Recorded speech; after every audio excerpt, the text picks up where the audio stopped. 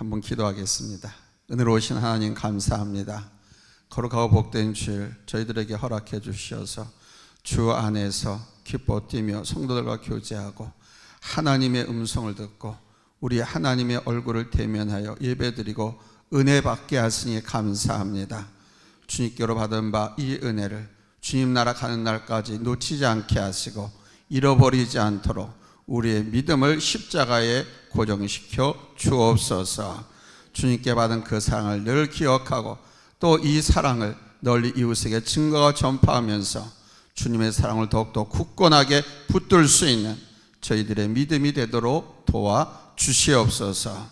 이 시간에도 부족한 종 말씀을 갖고 섰습니다. 이 종의 입술을 지단 수풀로 찢어주시옵고 이 종의 작은 입술 벌려 주의 말씀 증거할 때에 완악하고 교만한 우리의 심령을 강타하고 감동과 하나님의 큰 은혜로 충만케 하여 주시옵소서. 예수님의 이름으로 기도하옵나이다. 아멘. 어느 교회 한 기관에서 교인들 간에 논쟁이 붙었습니다. 논쟁의 내용은 교회에서 전통적인 것과 현대적인 것을 어떻게 사용해야 하느냐의 문제였습니다. 한 분은 현대적인 것을 찾기보다는 우리 개신교 안에 내려오는 전통을 계승해서 그대로 이어가야 한다, 이런 주장이었고, 또 한 분은 우리 개신교 안의 전통을 계승하되 오늘의 시대 문화에 맞도록 그것을 변화시키고 새롭게 사용해야 한다, 이런 주장이었습니다. 예를 들면 지금은 디지털 시대이기 때문에 교회 안에도 디지털을 통한 예배와 교육이 이루어져야 하고 시대를 앞서 나가기 위해서 노력해야 한다는 것입니다. 옆에서 지켜보고 있던 목사님이 가만히 듣고 있다가 이렇게 결론을 도출시켜 나갔습니다. 전통을 주장하신 분의 말씀이 맞고 그 마음을 충분히 이해합니다. 그리고 변화를 시도해야 한다는 분의 말씀도 맞습니다. 그런데 우리가 옳고 그름을 이야기하기 전에 우리가 사용하고 있는 방법과 형식, 도구들이 누구의 것이냐, 누구를 위한 것이냐 하는 것을 아는 것이 중요합니다. 그러면 모든 문제는 간단히 해결됩니다. 이렇게 말했습니다. 그렇습니다, 여러분. 참으로 지혜로운 현답이죠. 이것이 누구의 것이냐, 누구를 위한 것이냐를 알면 됩니다. 이 마이크가, 오늘 이 시스템이, 이 예배가 누구를 위한 것이냐, 누구의 것이냐 하는 것입니다. 오늘 우리 가운데서 혹 이러한 문제로 고민하는 분들도 있을지 모르겠습니다. 제가 한 번은 우리 같은 노예의 모 교회에 설교를 부탁받아서 저는 어디든지 설교 원고와 PPT 자료를 미리 보내줍니다. 그래서 방송이나 부교육자로 하여금 미리 숙지해서 제가 설교할 때에 그 PPT를 딱딱 시적절하게 쏴달라고 미리 보냅니다. 근데 연락이 왔습니다. 목사님, 우리 장로님들이 목사님 이거 화면에 나가는 거 원하지 않는데요, 이거 지워버리래요. 어떻게 할까요? 그래서 아, 그래요? 지우십시오. 그리고 당일날 가서 제가 그게 담임 목사한테 말했습니다. 나 오늘 설교 안 해. 설교 안 할 거야. 그랬더니 아, 목사님 왜 그러세요? 안 한다니까. 그리고 설교 안 했습니다. 그리고 간단하게 목사는 목사답게, 장로는 장로답게, 권사는 권사답게 하나님 앞에 일하십시오. 설교 끝내버렸어요. 지금 시대가 어떤 시대인데, 저는 25년 전부터 우리 한국 사회, 한국 교회가, 우리 한국의 모든 문화 시스템이 이렇게 될 것을 미리 알고 교회 강단을 개혁하자 하면서 그 운동을 해왔습니다. 그 결과 지금은 모든 교회들이, 심지어는 학교나 집안이나 가릴 것 없이 모두가 이 디지털 문화로 모든 것이 다 대체됐습니다. 하나님께서 우리에게 잘 사용해서 잘 배우라고 주신 이 시스템, 이 문명의 이기를 잘 활용하는 것이 하나님께서 우리에게 주신 지혜거든요. 아멘.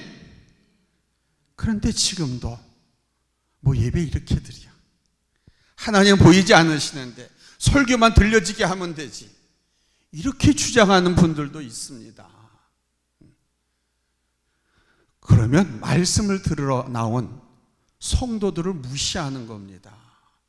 지금 집에서는, 학교에서는, 사회에서는 아주 휘황찬란 총천연 칼라풀에 문자까지 착착착 따가면서 SNS나 디지털을 통해서 확확 그냥 감동을 주고 그냥 완전히 그 사로잡아가는 그런 시스템을 가지고 국민들 이끌어가고 있는데, 교회 목사가 그렇게 하면 되겠는가? 저는 그래서 목사님들한테도 그렇고 또 성도나 교회들에게도 말씀을 드립니다. 앞으로는 더 좋은 시스템과 문화가 우리가 하나님 앞에 예배를 잘 드리도록 이끌어 줄 겁니다. 근데 여기서 이거를 사용해야 되느냐 말아야 되느냐 고민할 필요가 없습니다. 그런데 아마 고민하는 분들이 있을 거예요. 그러나 이렇게 생각해 보십시오.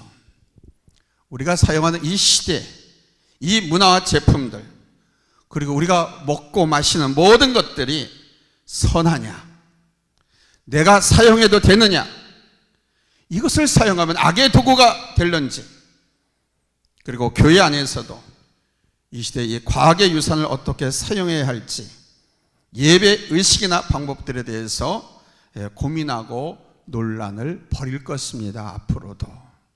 그러나 여기에 대한 해답은 딱 하나입니다. 이것이 누구를 위한 것이냐, 누구를 위한 것이냐 하는 것을 알면 그 대답은 쉽게 찾을 수 있습니다. 이 모든 시스템을 노래방에 가서, 룸사롱에 가서, 나이트클럽에 가서 나 자신의 쾌락과 흥분을 위해서 사용하는 것이 아니잖아요. 지금 누구를 위해서 사용합니까? 하나님의 영광을 위하여, 그분의 이름을 드러내기 위하여, 그분의 능력과 그분의 역사하심을 드러내기 위하여. 아멘? 그렇다면 이거는 좋은 거예요. 오늘 말씀 바로 우리에게 여기에 대한 아주 깊은 진리를 깨우쳐 주는 것입니다. 오늘 본문은 음식으로 인한 교회 안의 문제에 대한 해답을 주는 내용입니다. 먹는 문제. 고린도 지방은 이방 지역이었기 때문에 예로부터 내려오던 우상 종교들이 많이 있었습니다.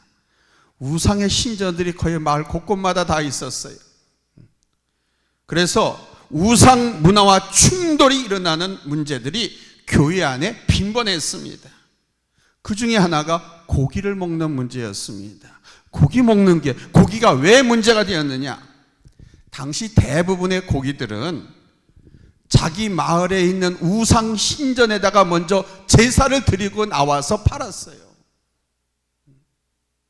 우리가 옛날에, 저희 집도 유교 문화 속에 제 3대, 5대를 마루 빈청에다가 늘 먼저 하루 3끼 먼저 올린 다음에 우리 식사하고 밥 먹었거든요.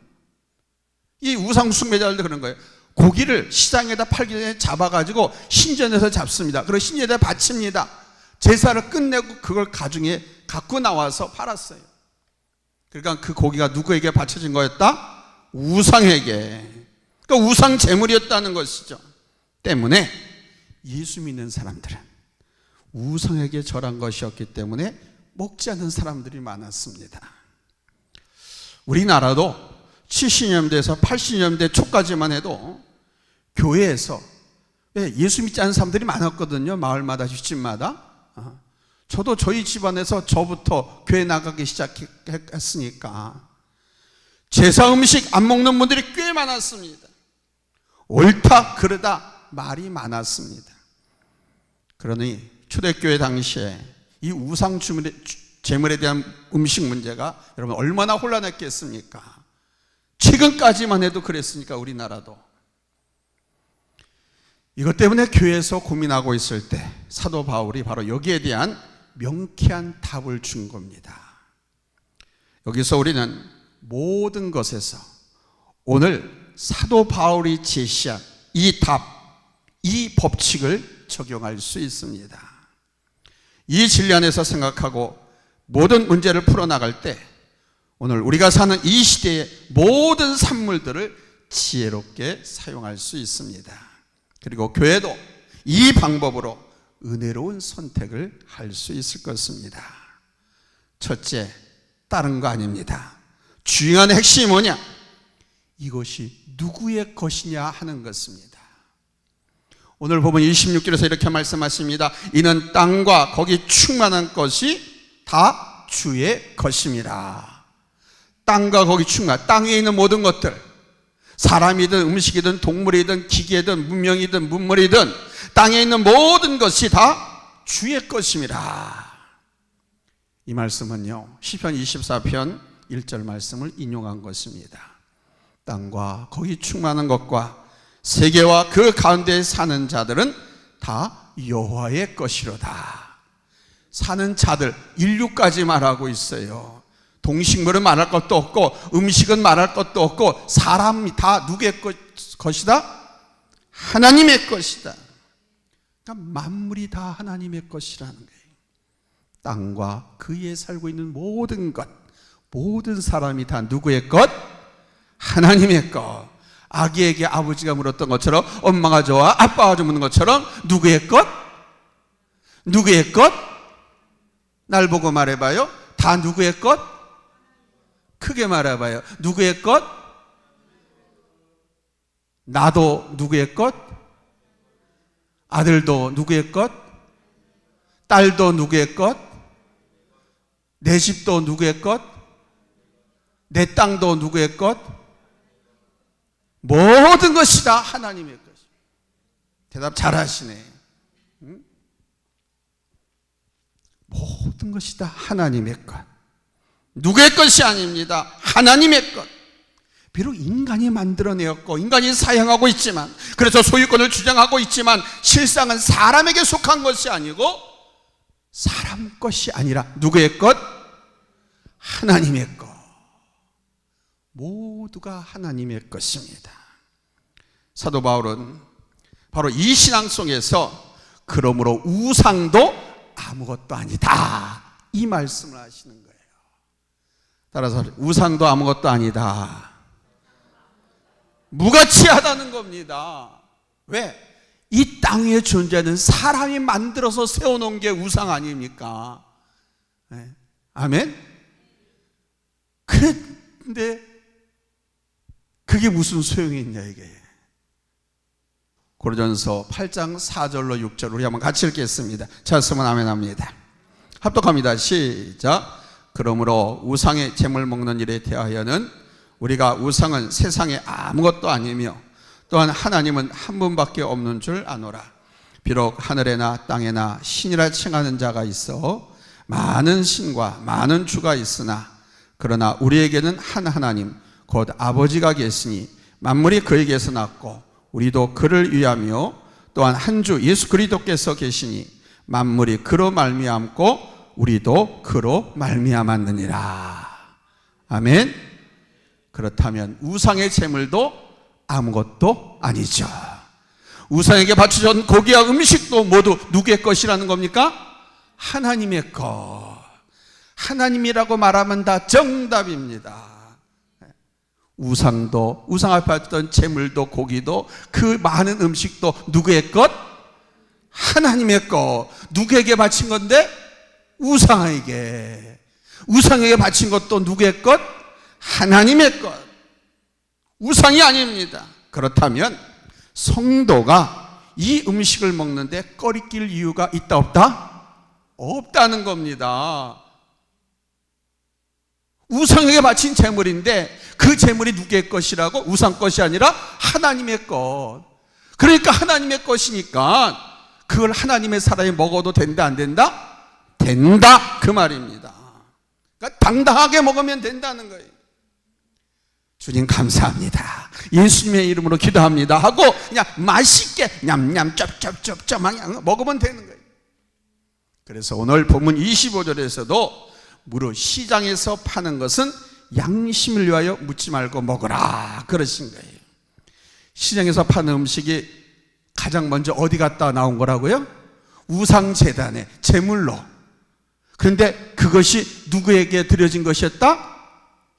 과정은 우상이지만 결국은 우상은 아무것도 아니니까 누구에게 드려진 것이다? 하나님께 드려진 것이다. 그러니까 감사함으로 기도하고 먹으면 된다 안 된다? 된다라는 겁니다. 베드로전서 4장 4절로 5절에서 말씀합니다. 같이 읽습니다. 시작. 하나님께서 지으신 모든 것이 선하매 감사함으로 받으면 버릴 것이 없나니 하나님의 말씀과 기도로 거룩하여짐이라. 우리 하나님이 지으신 모든 것이 선합니다. 다 하나님께서 주신 거예요. 만물이 다 누구의 것? 하나님의 것입니다. 그런데 이 못된 인간이 그것을 잘못 사용함으로써 악하게 된 겁니다.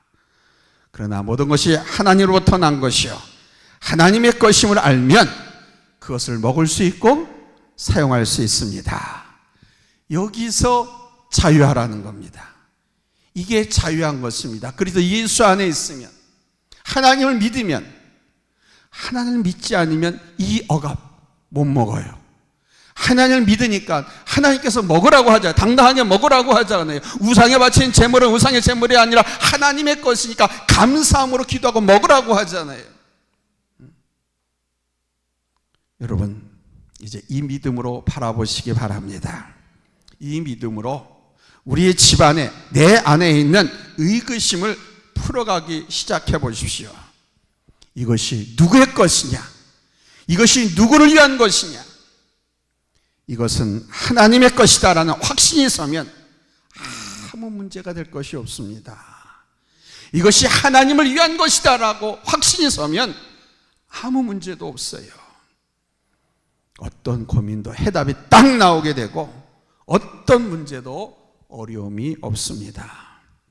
우리 앞에 있는 모든 것을 여러분 믿음의 눈으로, 하나님의 눈으로 보시기 바랍니다. 모든 것이 누구의 것? 하나님의 것입니다. 이 믿음 안에서 이것을 우리가 어떻게 사용하느냐에 따라서 그것은 값진 것이 되기도 하고 잘못 사용하면 악한 것이 되기도 하는 거예요. 두 번째로 중요한 것은 뭐냐? 이것이 누구를 위한 것이냐 하는 겁니다. 누구를 위한 것이냐.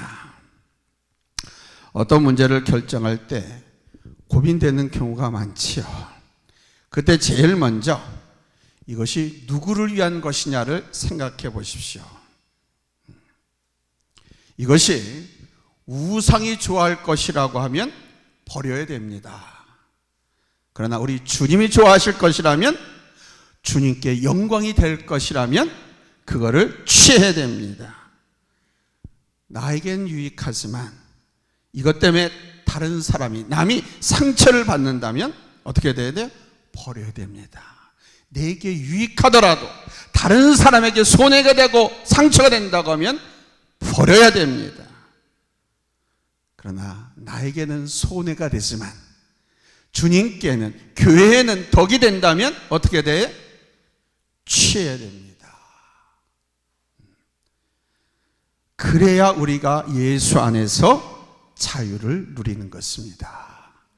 세상에서 가르쳐주는 방법과 상식하고는 전혀 다르죠. 이게 주님의 방법입니다. 내가 행복하게 살고, 내가 승리하고 살고, 내가 성공하며 사는 비결이 여기에 있습니다. 이것이 누구를 위한 것이냐? 모든 초점을 거기에다 맞추시고 취사 선택하면 돼요. 비록 내게 손해가 되고 내게 아무런 득이 되지 않는다 할지라도 교회를 위하고 하나님을 위하고 다른 사람을 위한 것이라고 하면 그거를 내가 선택해. 그게 크리스찬인 겁니다. 그게 하나님의 자녀들이 복받는 선택인 거예요. 그리스도 예수 안에서의 자유는 세 가지 원리 안에서 생각되어야 됩니다. 몇 가지? 세 가지. 첫째는 계약 안에서의 자유입니다. 즉 법과 질서 안에서의 자유입니다. 법과 질서를 뛰어넘어서 엉뚱한 짓을 하면 처벌을 당하는 거예요. 하나님의 일도 마찬가지입니다. 하나님의 말씀, 예수님의 법령, 그 말씀 안에서 우리가 선택을 하고 행동해야 됩니다. 두 번째는 다른 사람을 위한 존재로서의 자유입니다. 이 자유라고 하는 것은 나 혼자를 위한 것이 아닙니다. 이 지구상에 지금 이 시간에 나 혼자만 존재한다고 하면 그 누구도 나를 터치하지 않습니다. 나는 자유로운 독립자예요. 그런데 세상은 그렇지 않죠. 아내가 있고 남편이 있고 부모가 있고 자식이 있고 형제가 있고 이웃이 있고 국민이 있어요. 여러 사람들이 있습니다.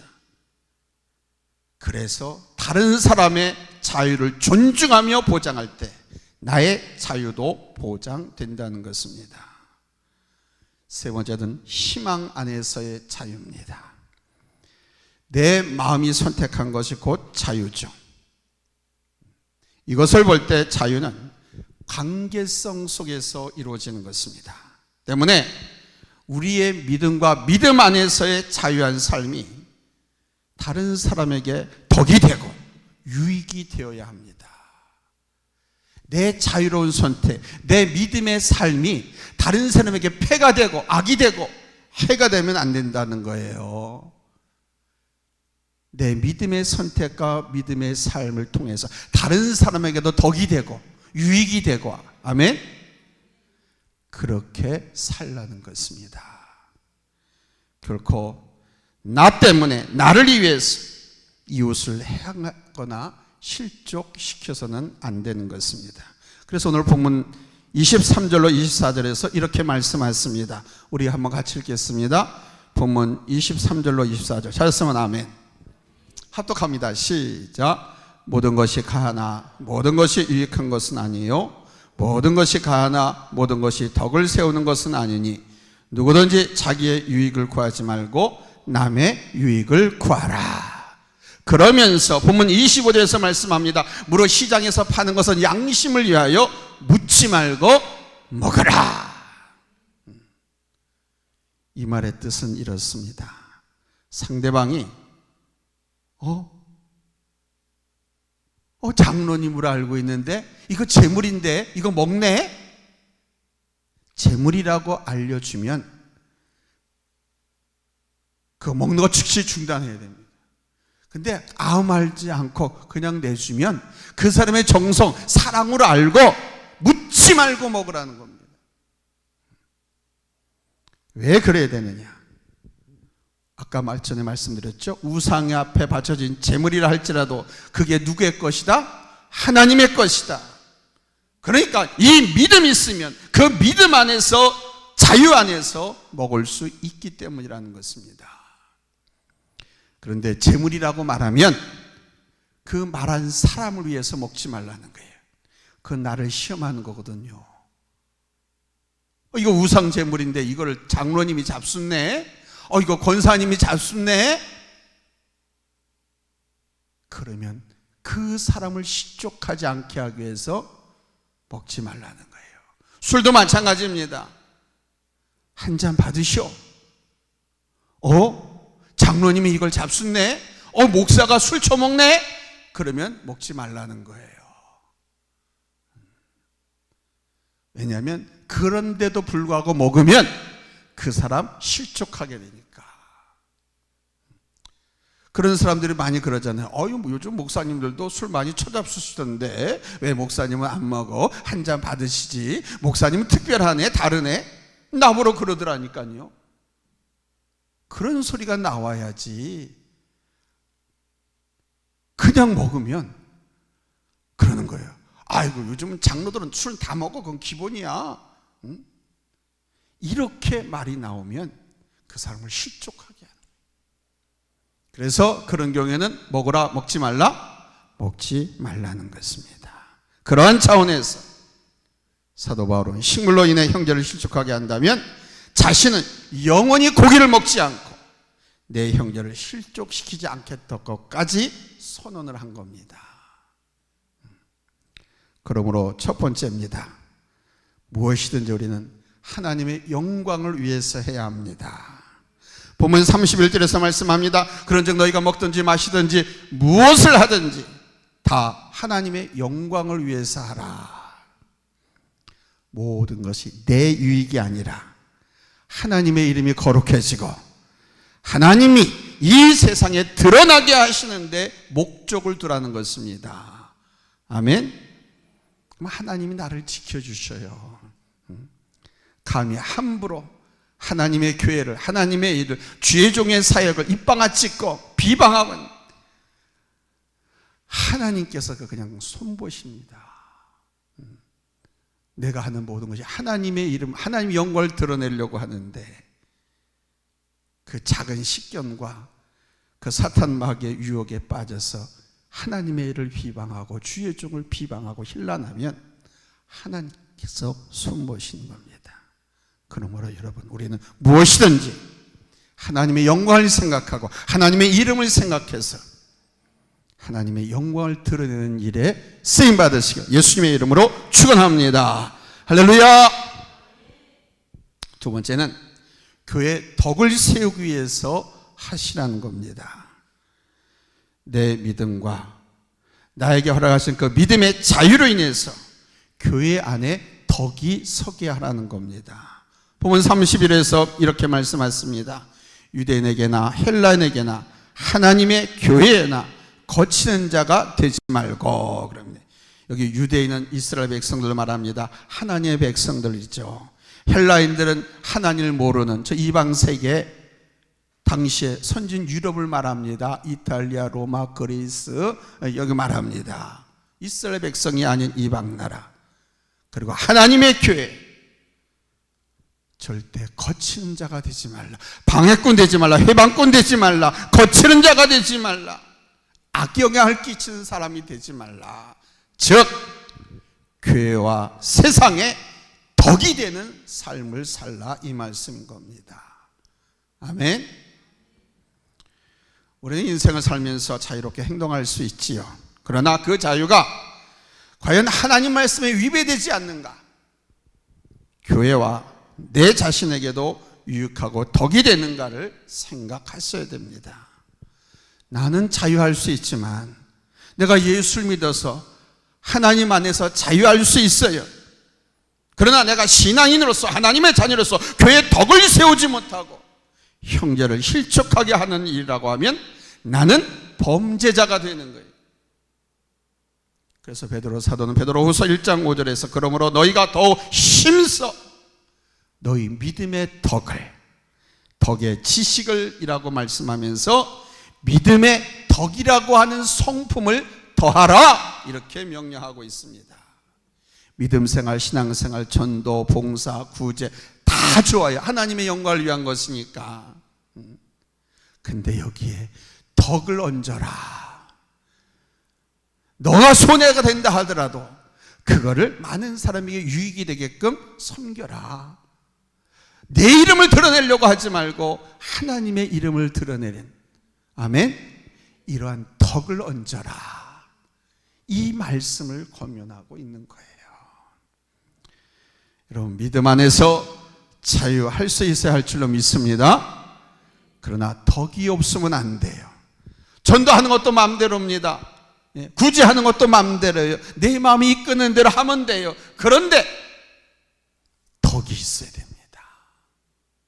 다른 사람에게 유익이 되고 다른 사람에게 덕이 되는 전도, 구제, 봉사가 되어야 한다는 것입니다. 그래서 말씀합니다. 믿음에, 너의 그 훌륭한 믿음에 이 덕을 얹어라. 아멘.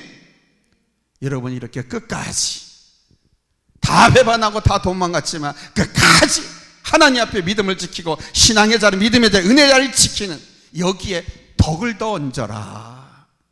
아멘. 세 번째는 형제 유익과 구원을 위해서 하라는 것입니다. 본문 33절에서 말씀합니다. 자신의 유익을 구하지 아니하고 많은 사람의 유익을 구하여 그들로 구원을 받게 하라. 사랑하는 여러분, 우리는 자유할 수 있습니다. 우리는 자유인이 맞습니다. 그러나 형제의 유익을 위해서, 형제를 구원하는 길이라면 절제하고 희생할 수도 있어야 됩니다. 손해를 감수할 수도 있어야 됩니다. 그것이 크리스찬의 자유고 크리스찬의 능력입니다. 절제하고 손해도 기쁨으로 감수하는 것.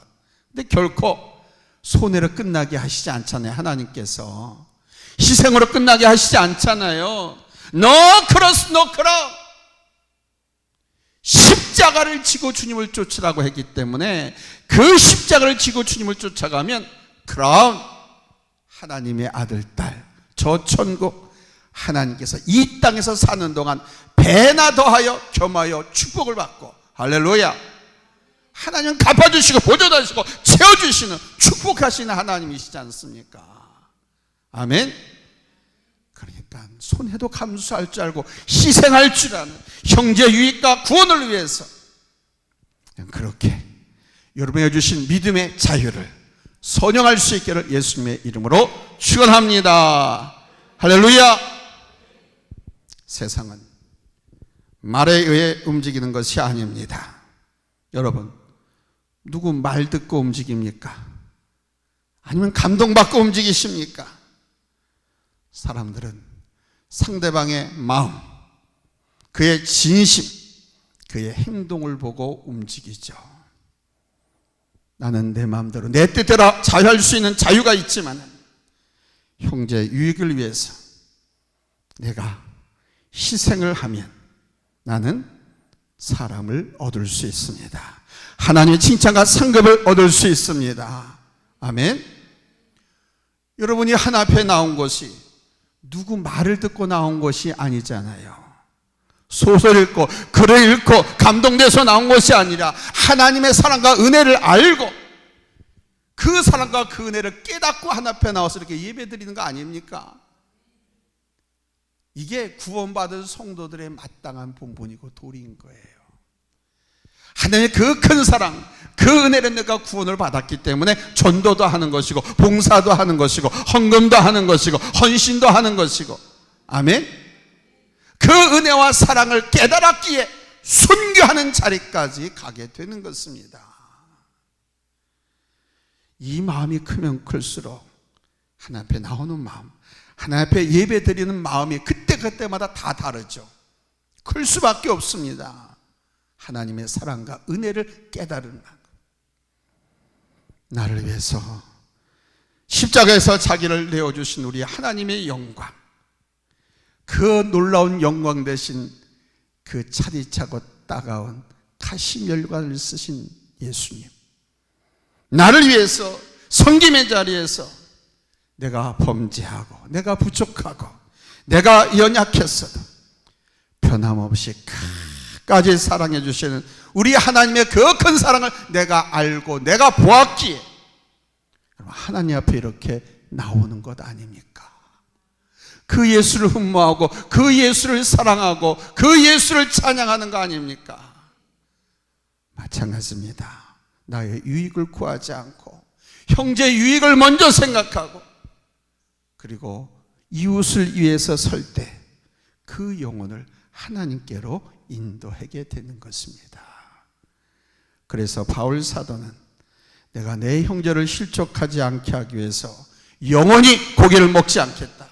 내 형제를 구원하기 위해서 영원히 내 자신의 자유를 포기할 수도 있다. 이렇게 고백한 것입니다.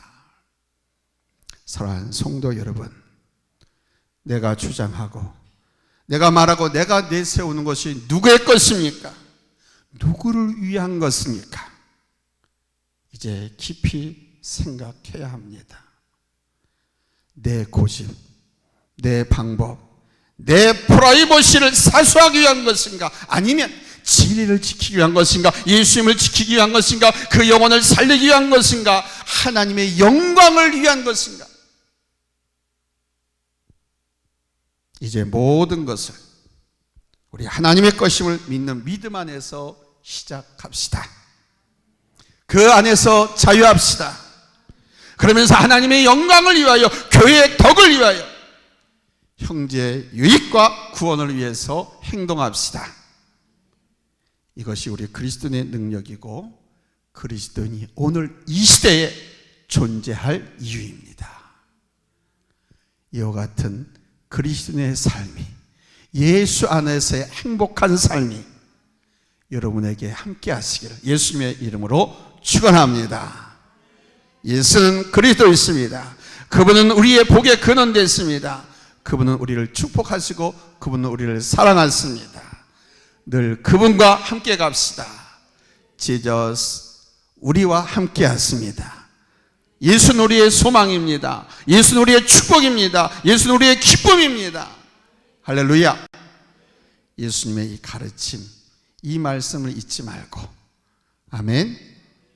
교회를 위하여, 하나님의 영광을 위하여, 이웃을 위해서 덕스럽게, 유익이 되게, 나의 희생과 손해를 감수하면서도 하나님의 약속의 말씀을 붙들고 믿음으로 살아갑시다. 아멘. 기도합니다. 하나님 감사합니다. 저희를 사랑해 주셔서 이 시간도 저희들 주님 앞에 있게 하시고, 특별히 하나님의 말씀을 시원하게 듣고 아멘 할 수 있도록 인도해 주시니 감사합니다. 내 입술이 아멘 하여 싸우니 내 온갖 마음이, 내 삶이 주님 앞에 아멘하는 삶이 될 수 있도록 늘 깨워주시고 인도하여 주옵소서. 염소 새끼 마냥 버티면서 곁길로 반대로 주님 안 쫓아가려고 앙탈 부리는 그런 어리석은 자가 되지 않게 하시고, 순한 양처럼 주님만 쫓아가는, 주님만 따라가는, 즐겁게 놀이하면서 주님만 따라가는, 주의 발자취를 따라가는 살아있는, 깨어있는 지혜로운 행복한 성도들이 되게 하여 주시옵소서. 예수님의 이름으로 기도하옵나이다. 아멘. 할렐루야.